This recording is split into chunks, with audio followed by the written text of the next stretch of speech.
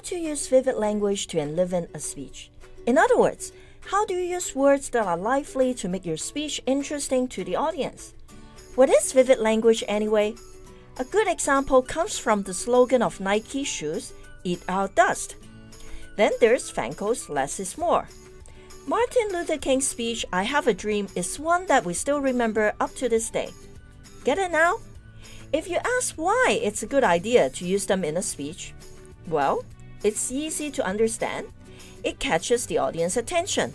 It creates vivid mental images in the audience's mind, and most important of all, it makes the audience remember. Joseph Conrad, the famous writer, once said, "My task, which I'm trying to achieve, is, by the power of the written word, to make you hear, to make you feel.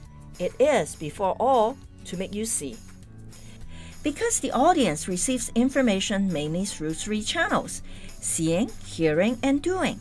It's important to make them see and feel using simile and metaphor. We also make them hear and feel using juxtaposition, repetition, changing word position, alliteration, and rhyming. The first method to make a speech lively is to use simile. What is simile? We use simile when we use the word like to compare two things. William Shakespeare said, "Love comforted like sunshine after rain." Astrophysicist Neil deGrasse Tyson compared Edmund Halley's discovery of comets' elliptical orbits to the famous baseball player Babe Ruth. He said, "And he didn't have his bet like Babe Ruth, predicting where his next home run would man and stand." Martin Luther King said, "We will not be satisfied until justice rolls down like waters and righteousness like a mighty stream." So you see, similes are very common in speeches. Another way to make speeches interesting is to use metaphor. What is a metaphor? We use a metaphor when we compare two things without the word like.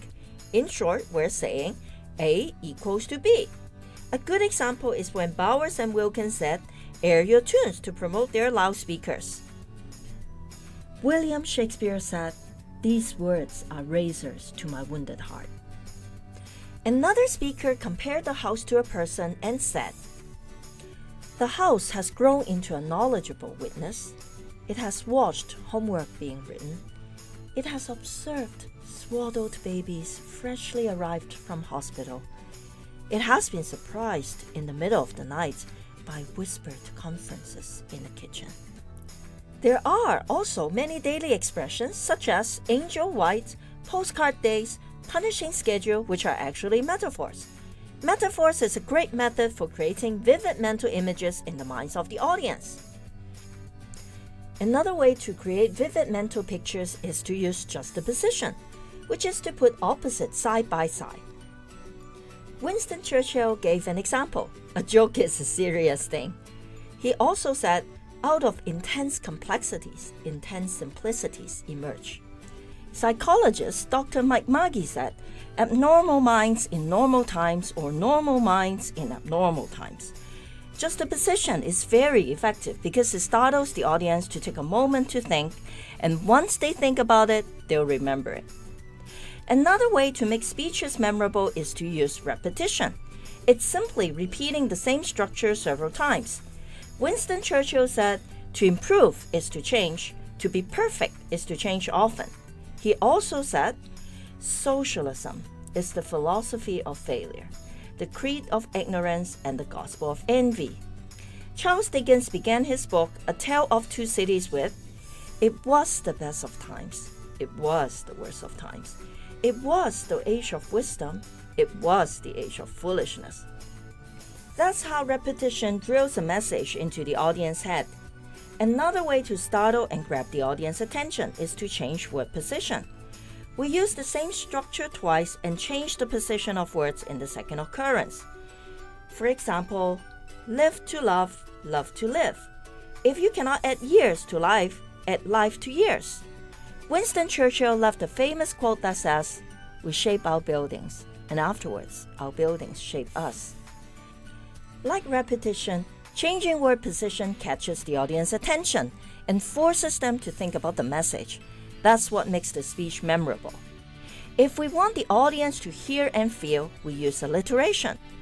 Alliteration is to use words with the same beginning sounds in a row, like an NGO that is named Vocation Vacations, or a property development company in London that advertises its development as the address that addresses it all.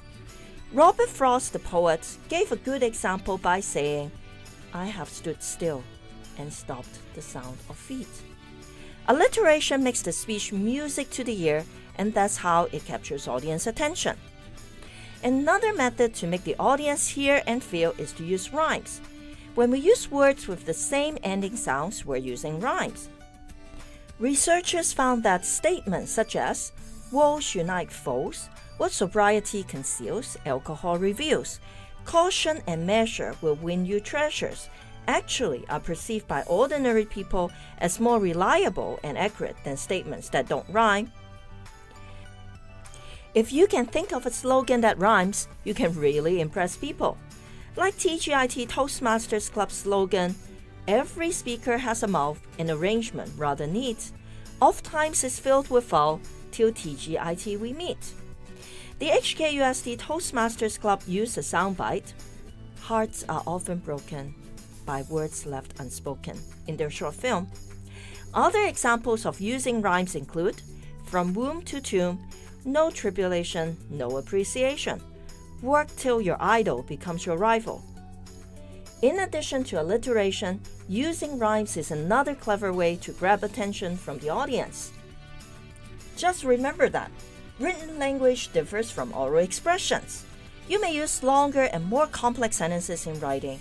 You may use passive voice and even technical terms, but never ever use them in speaking.